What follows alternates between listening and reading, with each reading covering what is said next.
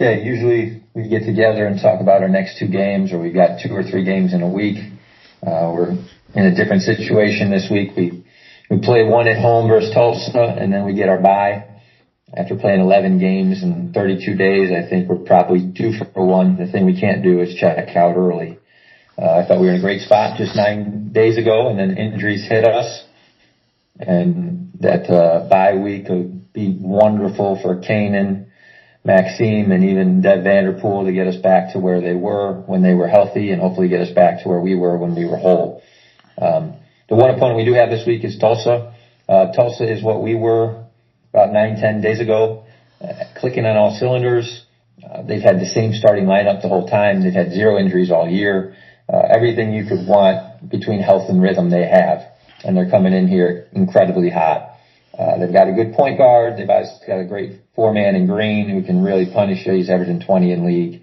And then the Barnstable shooting is something you got to be really aware of. So Tulsa's in a healthy spot. It's our job to get as healthy as we can in the next 24 hours and then have a reaction.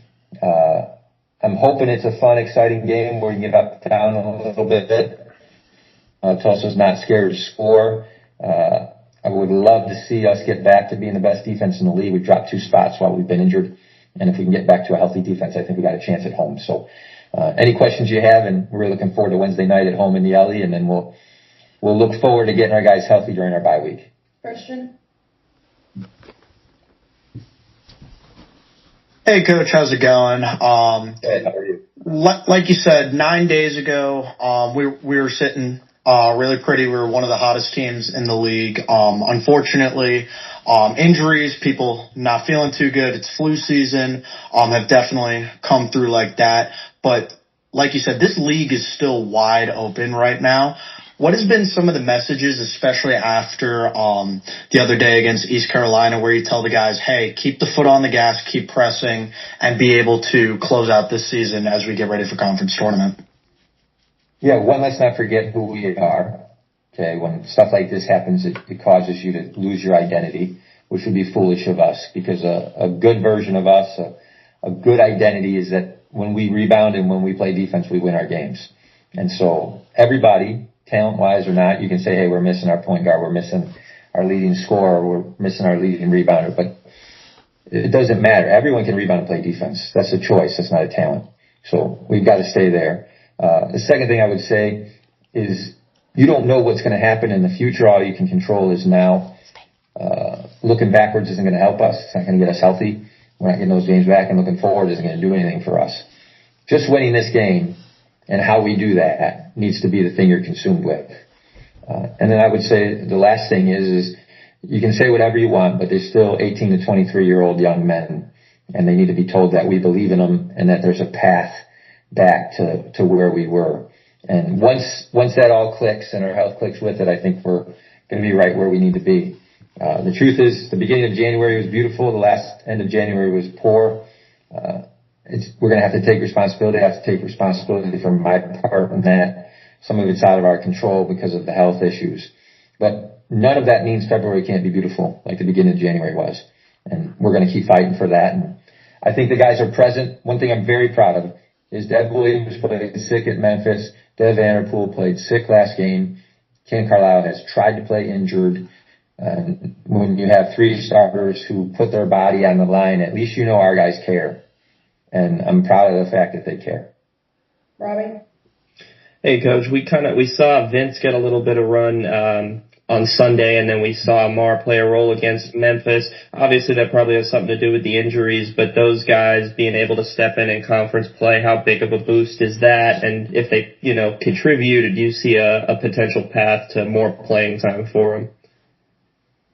Well, Amar averaged 10.5 points a game last week, and I don't think Amar, it's not a talent issue, okay? The thing that Tulsa had is those 8 guys play together and they know exact roles. And when we were really good, we had our 8-man rotation. Everybody knew exactly their role. Amar is playing well as an individual and has been a huge boost for us. What we've got to decide is how much is at the 3, how much is at the 4. Do we switch? Do we not switch? Where Tulsa has not had to change any of their plans this whole time. We're going game to game and trying to make adjustments to the best defense in the league, and we would much rather not have to do any of that at all. But none of that is on Amar. I mean, all Amar's done is showed up, and averaged 11 points a game and two really, I mean, at Memphis. You know what I mean? Like, that's a big time step in, for not having played. I'm proud of him, and I'm proud of his workout guy, Eric.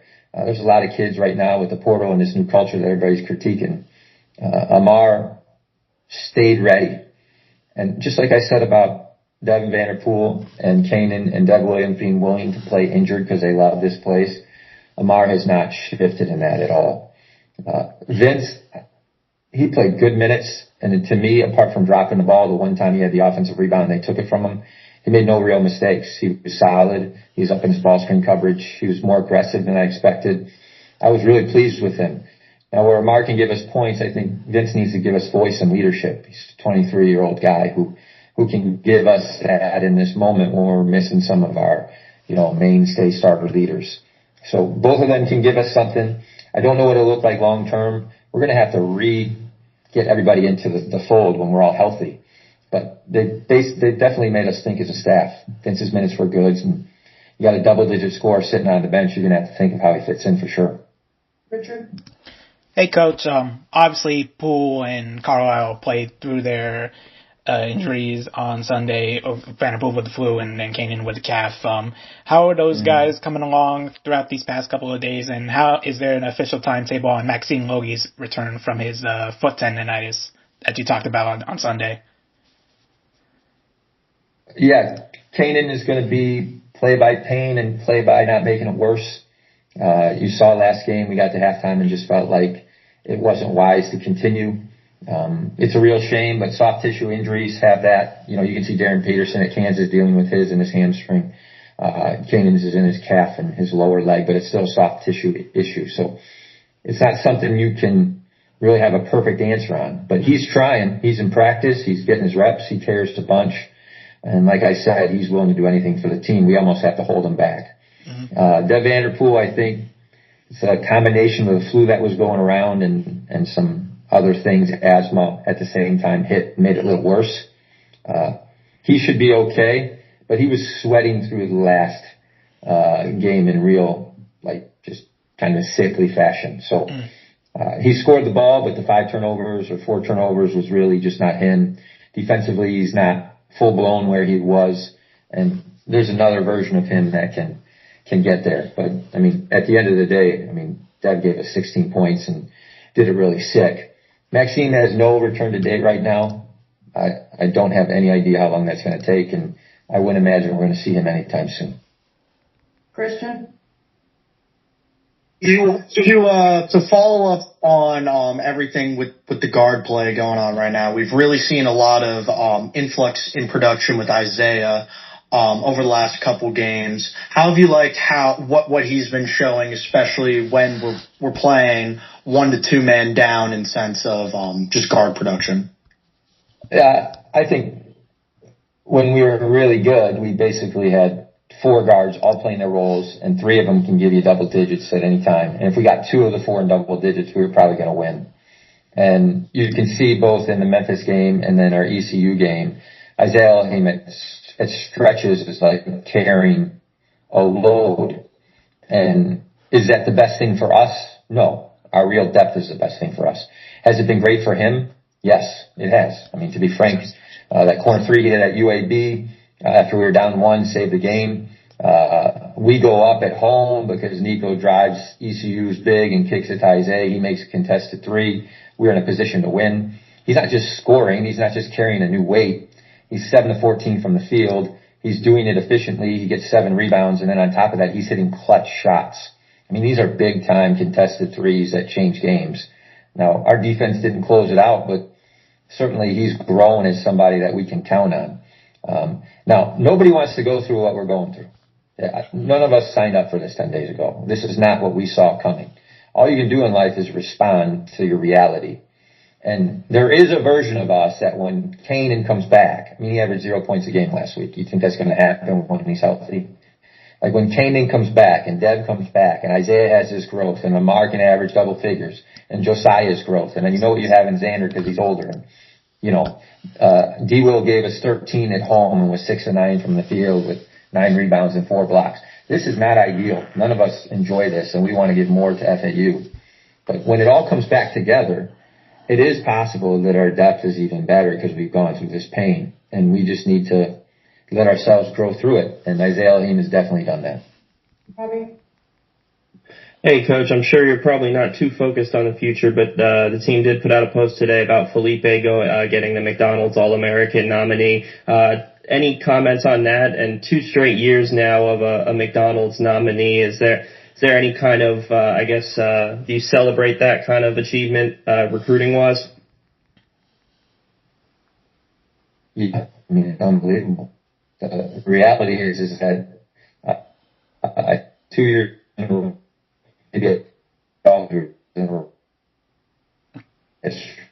and Josiah was that in the rankings, and now Felipe is that. I've known Felipe since he was 16.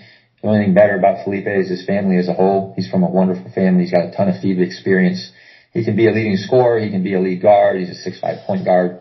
He's as special a kid as you're going to come across. And, sometimes it takes freshmen a while, but Matas got there. Josiah's gotten there recently. He's become a sophomore. And I would predict Felipe is going to get there even faster. He's a wonderful basketball player that can dribble, pass, and shoot. And, even though we offered him at Baylor and I've known him the longest, I still want to give Coach Fee a lot of credit. He hung in there. And Felipe had 4 or 5 other high majors in his top 5 or 6. P4, money, all that kind of stuff. And he chose to stay close to home and stay with us. And Coach Fee did a wonderful job in that process. So I want to compliment the staff. I want to compliment that family. And, in the bigger picture, we're probably some retention away from being a really healthy spot. And what we need to keep telling everybody is people want to live in paradise. Okay? And I know retention's hard because of NIL, but this is a place where they want to be coached by our staff and they want to live here. And the fact that Josiah and Felipe have said yet twice, I think we're only going to see it go up from here. Richard? Hey, Coach, obviously this team's at its best when the main guys are rolling, especially with Xander, who has had a rough stretch of games these last 3 games, not scoring as much as he was earlier in the season. What's going to be crucial to having him get back on track with being more aggressive and shooting the ball when he has the chance while crashing the glass as well? Yeah, Xander's going to be okay. We're going through this weird thing where we're trying different things in order for it to survive.